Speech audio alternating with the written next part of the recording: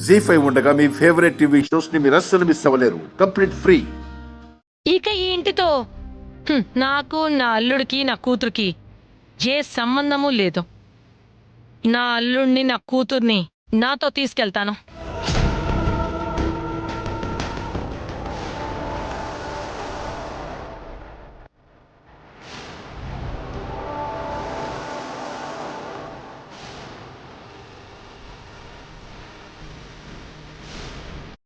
ఎక్కడికి తీసుకెళ్తున్నారు?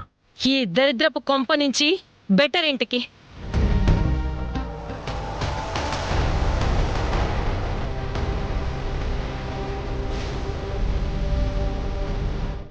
ఇన్నాళ్ళు ఈ ఇల్లే మీ అమ్మాయికి అల్లుడికి నీడనిచ్చి అన్నం పెట్టిందన్న సంగతి మర్చిపోకండి పిన్ని. హా, ఊరికి షెల్టర్ ఇచ్చి ఫుడ్ పెట్టారా?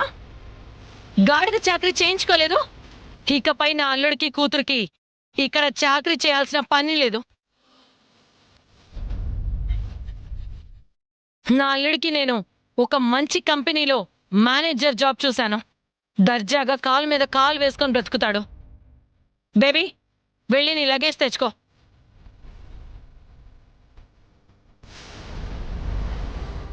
హారిక,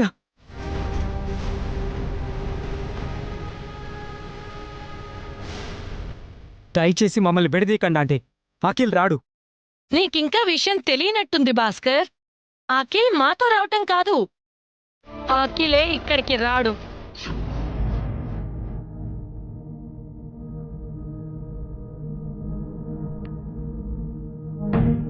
ఈ మాట చెప్పడానికే నేను ఇక్కడికొచ్చాను. ఫోన్ చేసి అడుగుతారేమో. మీతో ఫోన్లో మాట్లాడడం కూడా అఖిల్కి ఇష్టం లేదు.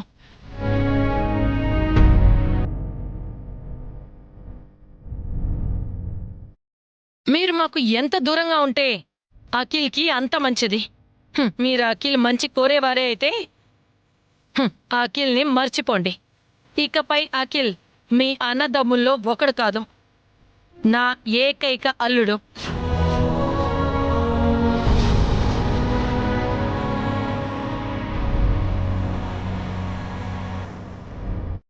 వెళ్దామా మమ్మీ? Yes baby. వీళ్లతో నువ్వు చెప్పాల్సింది ఏమైనా ఉందా? ఒకటి మిగిలింది mummy. Good bye. Good bye forever. Let's go mom. Yeah.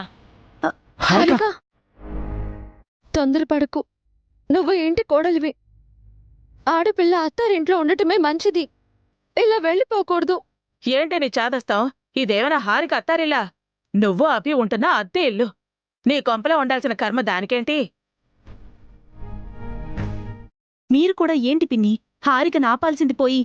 హారికని నేనెందుకు ఆపుతానే? నేను కూడా హారికతో పాటు వెళుతున్నాను.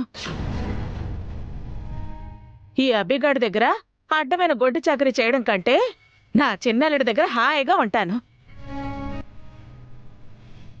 అభి నిన్ను ఏ రోజు కష్టపెట్టలేదు కదా. అమ్మతో పాటు సమానంగా చూసుకున్నాడు కదా. నువ్వు కూడా వాళ్ళతో ఉంటావా? వీళ్లతో నువ్వు నీ పెళ్ళాం కూడా ఉండలేరు. అప్పులు కట్టలేక, ఇడ్లీలు అమ్మలేక దిక్కుమాలించావు చేస్తారు.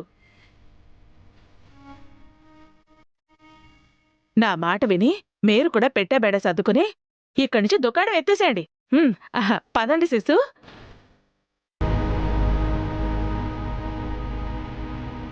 జీ5 యాప్ డౌన్లోడ్ చేసి అన్ని ఎపిసోడ్స్ పూర్తి ఉచితంగా చూడండి.